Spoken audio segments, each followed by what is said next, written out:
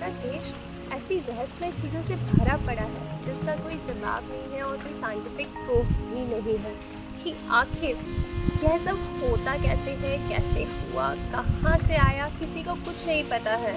बस कुछ कहानियाँ हैं, कुछ पौराणिक कथाएं हैं, कुछ किंवदंतियाँ हैं कि जिससे लोगों को पता चलता है कि अच्छा यह ऐसा हो सकता था या ऐसा हुआ होगा।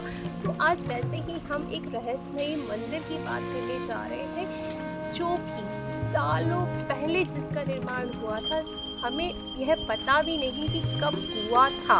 इसके बारे में बहुत सारी अनगिनत कहानियाँ प्रचलित हैं, लेकिन आज मैं आपको बहुत सारी चीज़ें, बहुत ही इंटरेस्टिंग फैक्ट बताऊंगी इस मंदिर से जुड़े हुए कि यह एक ऐसा मंदिर जो आज तक अधूरा है, जो पूरा नहीं हुआ। ऐसा कैसे हो सकता है? हाँ जी, तो आज मैं आपको ऐसे ही मंदिर के दर्शन कराने जा रही हूँ, ऐसे मंदिर के बारे में सब कुछ बताने जा रही हूँ कि जिस मंदिर का अभी तक निर्माण अधूरा है।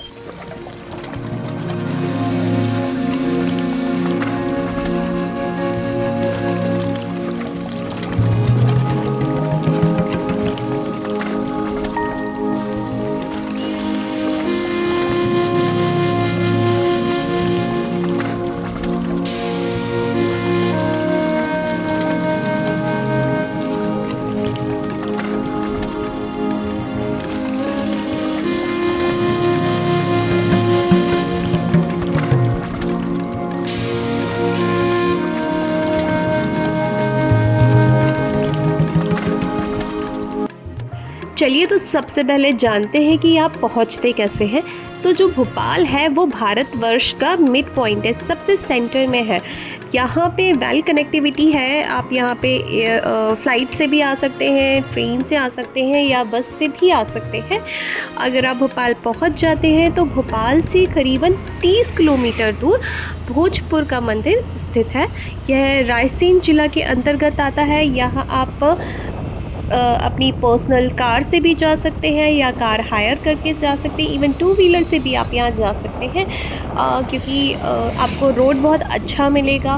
साथ ही साथ अगर आप जो मेन रोड है जब उसको क्रॉस कर लेंगे और जो आखिरी का 5 किलोमीटर है, दोनों तरफ पहाड़ियाँ हैं, सुंदर जंगल जैसा व्यू आपको रास्ते भर दिखेगा। आप देख सकते हैं यह ब्रिज है बेतवा नदी का।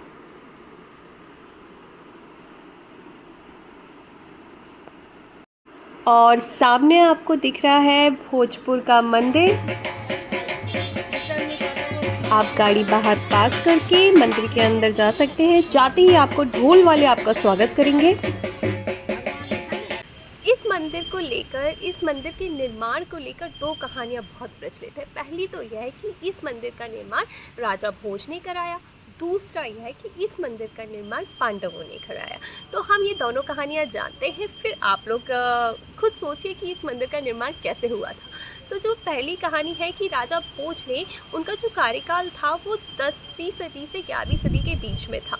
उस टाइम पर बहुत सारे मंदिरों का निर्माण कराया गया था। उन्हीं में से यह एक मंदिर था, क्योंकि भोजपुर का जो मंदिर है उसके आसपास और भी बहुत सारे मंदिर हैं जिनका निर्माण उस सदी में हुआ था। कहते हैं कि राजा भोज को एक बहुत गंभीर बीमारी हो गई थी, तो किसी पंडित ने उनको बताया कि अगर आप 9 नदी 99 नाले रोक कर कहीं पर शिव मंदिर का निर्माण कराएंगे तो यह बीमारी से आप दूर हो सकते हैं। तो राजा भोज ने, जो यह मंदिर है उसके पास ही एक बंधना है जिसे हम पानी रोकने के लिए यूज़ करते हैं। तो आप देखेंगे कि वहाँ पर सेम यही चीज़ें हुई हैं। यहाँ तक कि भोपाल ताल का पानी भी वहाँ से जाता है और वहाँ बेतवा नदी भी है। तो यह एक कहानी है जो बहुत प्रचलित है। दूसरी कहानी यह है कि यहाँ इस मंदिर का निर्माण पांडवों ने कराया, क्योंकि यहाँ से कुछ ही दूरी पर, भोजपुर से थोड़ी दूरी पर भीमबेटका स्थित है, जहाँ पर अज्ञातवास के दौरान पांडव आके रुके थे।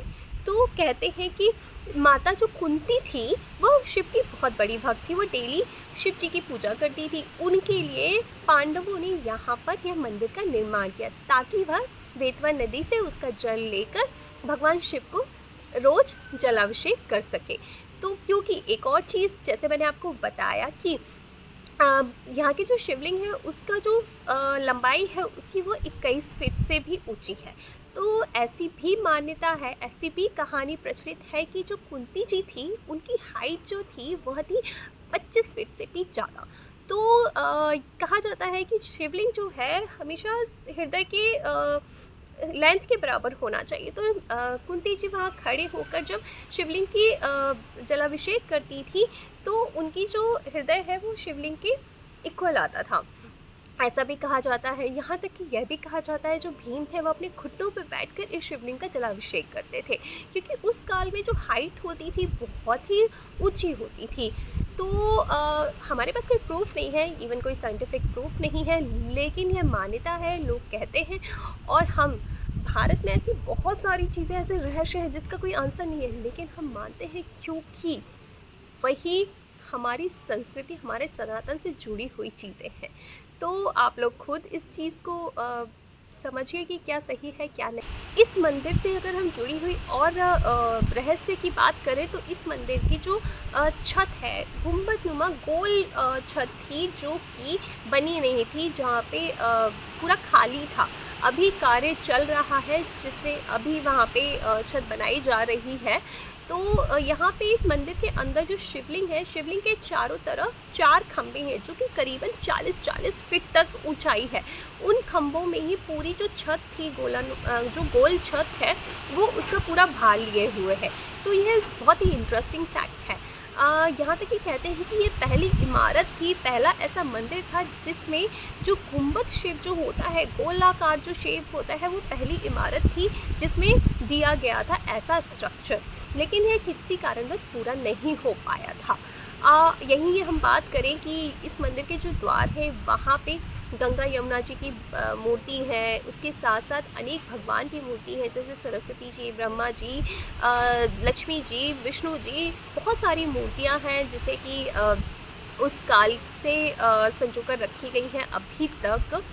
यहाँ पे मंदिर के बाहर आपको सती जी का छोटा सा जब कोई स्त्री पति के साथ दहन कर लेती थी, जल जाती थी, तो उनका भी एक चबूतरा बना हुआ है वहाँ पे, उसकी भी पूजा की जाती है।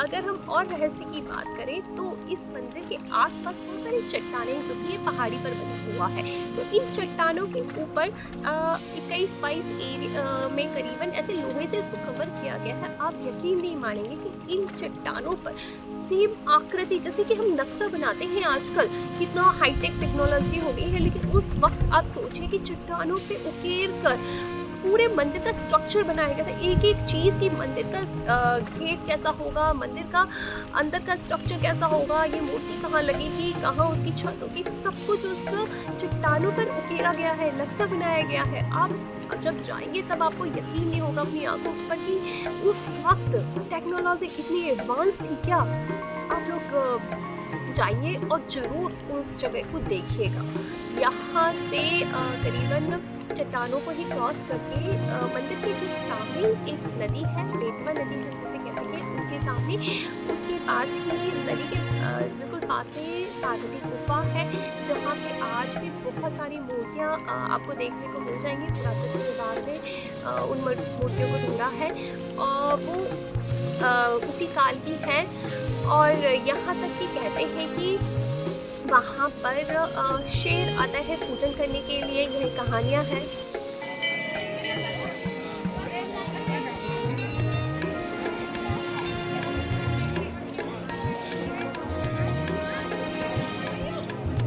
इसका जो मेन गेट है, जो द्वार है, वो पश्चिम की तरफ है। तो और उसके जो पीछे, मंदिर के जो पीछे है, वहाँ आप देखेंगे कि एक ऐसी ढलान बनी हुई है। यह ढलान, मंदिर के पीछे इतनी बड़ी ढलान की क्या ज़रूरत थी? तो अगर हम इतना सोचें और चीज़ों पे आए तो कहते हैं कि कि जो मंदिर में बड़ी-बड़ी चट्टानें ऊपर रखी गई थी, जो स्ट्रक्चर बनाया गया था, तो कहते हैं कि इस ढलान का उपयोग करके वह बड़ी-बड़ी चट्टानें ऊपर तक रखी गई थी कि यहाँ से हाथी या किसी के द्वारा चढ़ाकर चट्टानों को वहाँ तक पहुँचाया जाए और फिर उसे हटा दिया जाता था। तो यह उस वक़्त इतना सोचकर, इतना कैसे कैसे इस मंदिर का निर्माण किया गया, आप एक-एक चीज़ से आप वहाँ जाकर जब पता करेंगे तब आपको समझ में आने लगेंगी वो चीज़ें।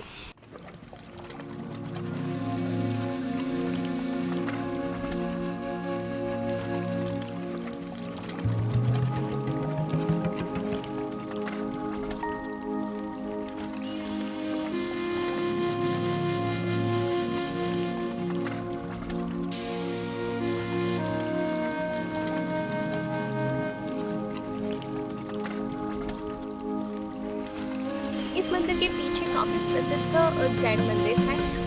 साथ ही साथ मंदिर का जो पश्चिम द्वार है, जो मेन द्वार है, उसके बिल्कुल सामने बेतवा नदी है। बेतवा नदी के बिल्कुल पास में ही पार्वती जी की गुफा है, आप वहाँ पे भी दर्शन कर सकते हैं।